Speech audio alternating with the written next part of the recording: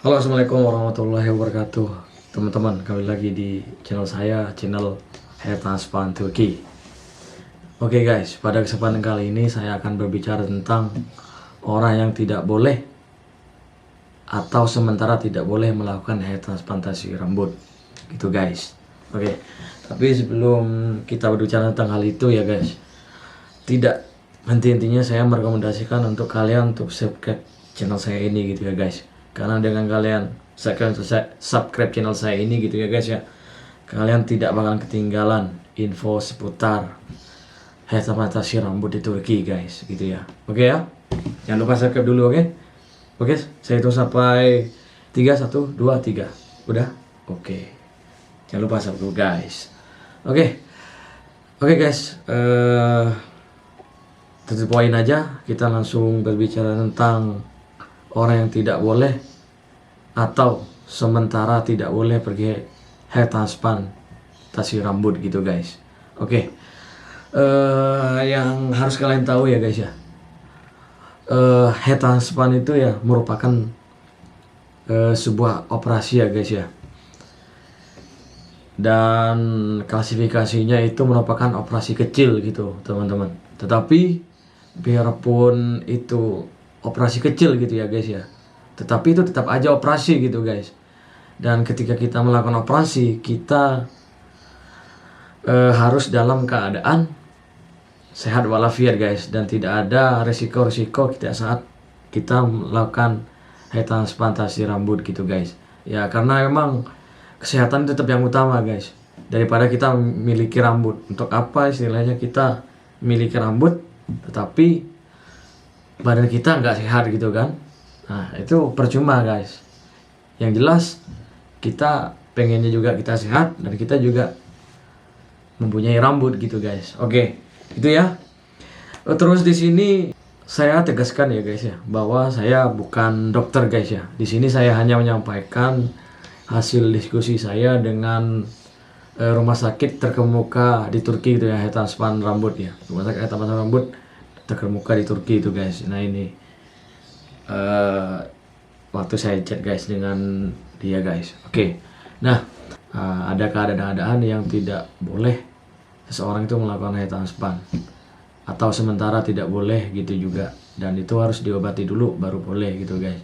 Ada yang mutlak tidak boleh dan ada yang sementara tidak boleh sampai hal tersebut itu misalnya terkena penyakit gitu guys. Nah itu harus sembuh dulu baru bisa pergi hair transplant. Nah, seseorang yang direkomendasikan tidak melakukan operasi hair transplantasi rambut gitu guys. Oke, yang pertama yaitu berkenaan dengan area donor guys. Nah, area donor ini area donor yang di sini yang dimaksud adalah area donor yang tidak mencukupi area kebotakannya guys. Jadi area donornya itu sedikit guys. Jadi dikhawatirkan ketika kita melakukan hair transplant dengan donor yang sedikit, jadinya kita kebotakan kita itu nggak tercover semuanya. Jadi cuma hanya depannya aja yang dioperasi, ternyata di sini masih bolong gitu guys. Nah itu, jadi di sini itu disarankan bagi kalian yang masih sedikit banget donornya, udah jarang-jarang banget gitu ya, itu disarankan kalian jangan pergi hair transplantasi rambut, karena percuma gitu guys, tidak bisa mengcover gitu guys seluruh rambutnya. Mungkin hal ini bisa juga dipaksakan pergi hair transplantasi rambut gitu guys ya. Kalian melakukan operasi hair transplant gitu kan, bisa kalian paksakan juga, akan tetapi pastinya di sini itu kalian harus melakukan beberapa kali hair transplant gitu guys, sampai kepala yang botak ini itu bisa tercover oleh area donor kita guys gitu. Karena dengan sekali itu pasti nggak bakal cukup guys, karena dengan area donor yang sedikit gitu ya, yang tidak mencukupi, kalian tentunya pasti akan berkali-kali dalam melakukan hair transplant gitu guys. Terus juga nggak boleh juga ya yang namanya kita itu ngambil donor dari orang lain gitu guys. Itu nggak boleh guys gitu ya, karena ditakutkan nanti itu nggak cocok rambutnya, jadi kalian bisa terkena alergi karena nggak cocok rambut dari orang lain ke ke diri kita gitu guys. Jadi kebanyakan sih nggak cocok guys, makanya semua hair transplant itu pasti mengambil area donor dari diri kita sendiri gitu guys. Nah, kabar bagusnya ini guys ya, ketika area donor rambut kita ini ya, area donor rambut kita ini nggak cukup guys ya, kabar baiknya itu ternyata jenggot, jambang ini guys ya, jenggot dan juga jambang, kodek ini ternyata juga bisa dijadikan area donor kita guys. Jadi ketika kalian area donor kalian di kepala ini nggak mencukupi gitu guys, kita bisa mengambil rambut jenggot ini untuk dijadikan donor untuk kepala kita guys gitu, kabar baiknya gitu. Jadi untuk area donor ini jarang terjadi guys ya, kecuali orang itu nggak ada jenggot, terus di sininya tipis, itu susah. Tapi kebanyakan orang botak itu guys ya, dia mesti memiliki jenggot ya, kok jambang gitu ya, kebanyakan gitu. Jadi bisa tercover dari area donor, bisa ngambil area donor yang pada jenggot ini guys. Itu ya, itu yang pertama. Yang pertama itu area donor yang terbatas gitu guys. Terus juga yang kedua itu seseorang yang mengidap diabetes guys. Nah, maksudnya diabetes ini yang mempunyai gula darah yang tinggi guys. Kalian yang punyai diabetes gitu ya, bisa operasi, tapi ketika gula darah kalian itu nggak tinggi gitu guys. Nah, itu ya. Terus yang punyai diabetes gitu ya. Terus yang ketiga itu hipertensi guys, gitu ya.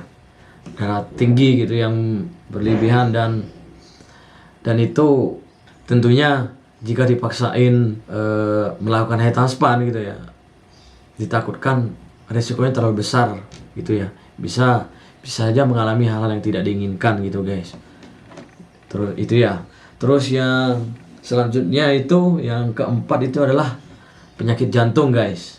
Nah, jadi bagi kalian yang mempunyai penyakit jantung nih, kalian harus konsultasi dulu nih.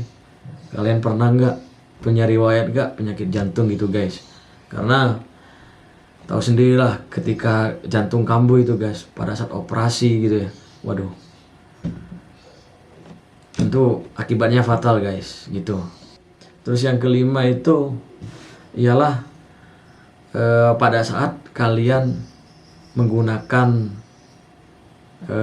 obat pengencer darah guys. Jadi pada saat kalian menggunakan obat pengencer darah, kalian mau hair transplant itu nggak boleh guys.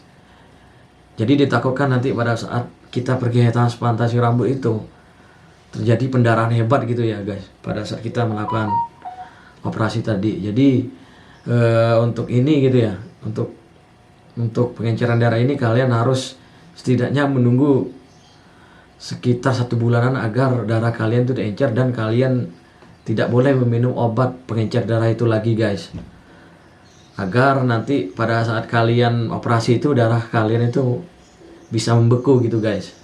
Itu ya untuk yang pengencer darah gitu guys.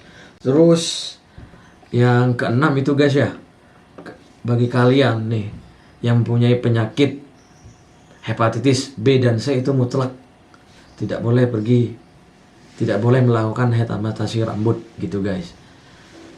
Ya tentunya juga halnya sama dengan yang lain gitu ya, karena terlalu berisiko juga gitu guys.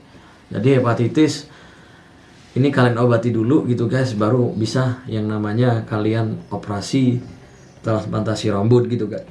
Nah, terus yang terakhir ini guys ya, kalian yang punya penyakit HIV dan AIDS gitu guys, itu mutlak nggak bisa pergi transplantasi rambut di Turki guys, karena terancam juga penularan juga gitu guys. Terus juga tentunya rumah sakit akan mikir-mikir juga gitu, takut mereka tertular juga. Terus juga tentunya berkenan dari resiko si pasien itu sendiri gitu guys. Jadi resikonya juga terlalu besar gitu guys ketika kalian mempunyai penyakit HIV AIDS ini guys gitu ya. Nah, itu sih keadaan-keadaan dan orang-orang yang tidak boleh melakukan hair transplantasi rambut di Turki gitu guys. Jadi penting ya bagi kalian pada saat kalian konsultasi menanyakan seputar hair transplant di rumah sakit tersebut untuk mengkonsultasikan keadaan kesehatan kalian juga guys. Jadi jangan kalian ujuk-ujuk pergi ke Turki langsung hair transplantasi rambut gitu guys. Jadi kalian sebelum pergi ke Turki itu udah harus mempunyai gambaran, udah harus bisa tahu akan kesehatan kalian sendiri gitu guys ya. Yaitu sebelum kalian pergi hair transplant gitu kan, kalian sudah bisa ngecek diabetes kalian, terus kalian mempunyai masalah jantung apa tidak gitu guys kan, terus juga kalian minum obat atau lagi berobat gitu kan, terus juga kalian bisa tes darah kalian apakah kalian mempunyai penyakit hepatitis atau HIV gitu guys kan. Nah itu dirasa perlu gitu guys ya, karena ketika kalian udah di Turki ternyata kalian mempunyai penyakit hepatitis gitu guys ya, kalian tentunya nggak bakalan bisa melakukan yang namanya hair transplant ini guys. Karena pada saat kita nanti di Turki juga kita pasti dites darah sebelum kita melakukan hair transplant itu guys. Oke, itu aja sih dari saya gitu guys ya. Ya semoga kalian tidak termasuk orang yang saya sebutkan di sini guys ya. Semoga kita selalu sehat ya guys ya. Semoga video ini bermanfaat. Jangan lupa subscribe guys, karena dengan kalian subscribe kalian sudah menghargai saya, sudah memberikan imbalan kepada saya dalam membuat video saya ini guys. Oke, kurang lebih saya maaf. Wabillahi taufiq wal hidayah. Wassalamualaikum warahmatullahi wabarakatuh.